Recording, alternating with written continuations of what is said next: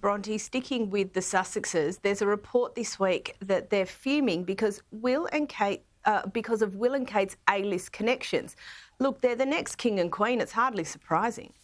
Oh, absolutely not. Also, we're talking about A-list connections. I mean, this is Hollywood. This is a town built on connections. The number one thing is who you're connected with, because that's how you keep on building. And who better than the future king and queen? I think that when Harry and Meghan first moved there, they were the escapee royals, and people saw a big opportunity to grab them and pull them into their social circles and have some royals in their celebrity circles, because obviously there's a lot fewer royals than there are celebrities, so they are a cut above in terms of social status in Hollywood. But of course, over the last few years, what we've seen is a lot of the shine has come off Harry and Meghan. It's clear that they're very estranged now from the royal family, so that royal connection isn't as strong.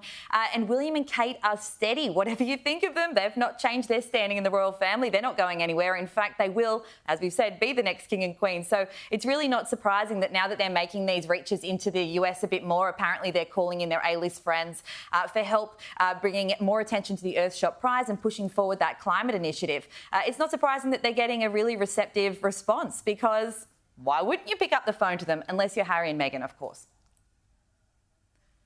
And Louise, I guess the thing, we always come back to this, who advises these people? But did they ever consider that the outcome would have been similar for them if they'd not left the royal family? No, I don't think they did. They were really riding on a wave of self-righteousness once they arrived in Los Angeles, and they figured that all their celebrity friends would, buffer them and continue to, pay homage to them in a way. But the fact is, to Bronte's point, that if you've got access to the legitimate top-tier working royals, why would you fraternise with a self-imposed in-exile couple? It just doesn't make sense, and their power seems to seep away day by day. Bronte, you'll recall a bit of a bust-up between the Sussexes and the Beckhams. Apparently this week there's a bit of an update.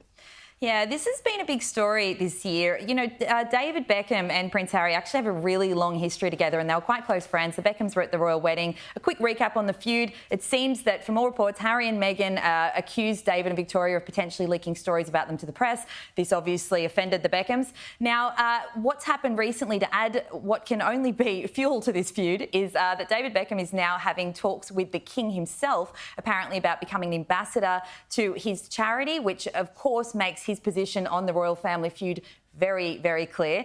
And also, it's against this backdrop of everyone's talking about the Beckhams documentary, which had the biggest premiere on Netflix since Harry and Meghan's documentary early this year. So there is a direct comparison, of course.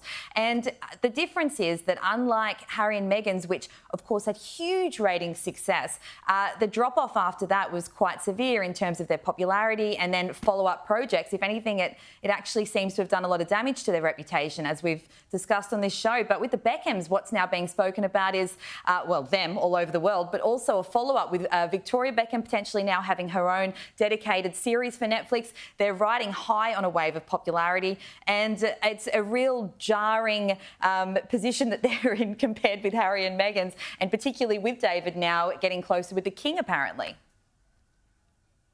That's delicious. And Louise, there's yet another report of an apparent plan that Harry had to try and take over William in the popularity stakes. I'm not sure what this plan was, but I don't think it's worked.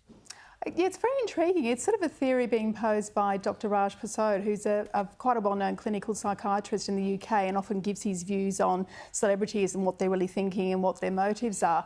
His theory is that potentially Harry's sustained attacks on his family kept him in the headlines and therefore gave him more kind of media acreage than his brother, ergo made him more important than his brother, of course, who was the future king. I don't understand the sort of science behind it, really. It's a delicious theory, to use your word from earlier, in a way that he's somehow got some one-upmanship on his brother. But we all know, in the reality is, of course, he cannot hold a candle to his brother as far as, international footprint and reputation.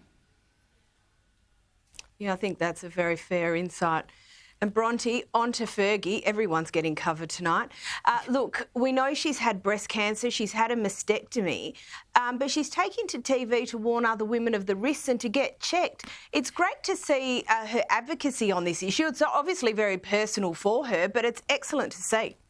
Absolutely. Mostly what we've heard from Fergie in recent years is just her, speaking out in defence of Prince Andrew and things like that. So it's actually really nice that she's using her platform now in the wake of this, what would have been a devastating moment for her, of course, and the mastectomy that she got in June, to now be warning other women to keep getting checked. She's going to be on a UK panel show called Loose Women later this week, and which is a very popular show among women. And she's urging people to just make sure they stay up to date with those checkups because, as she said herself, she actually planned to skip her check that day, but her sister convinced her to go. So she's warning of what can happen because she had no symptoms at all, and it really was a massive shock to her when she got that cancer diagnosis. So I love seeing her use her platform for this. After all these years, it's funny, she's kind of a royal outlier at times, I suppose, but at the end of the day, people have great affection for Fergie, and she can really, send a message, and it's great that she's speaking up and using her platform for this.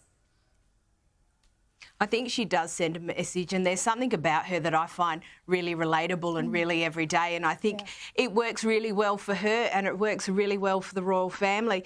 Ladies, thank you so much for coming on the show this evening.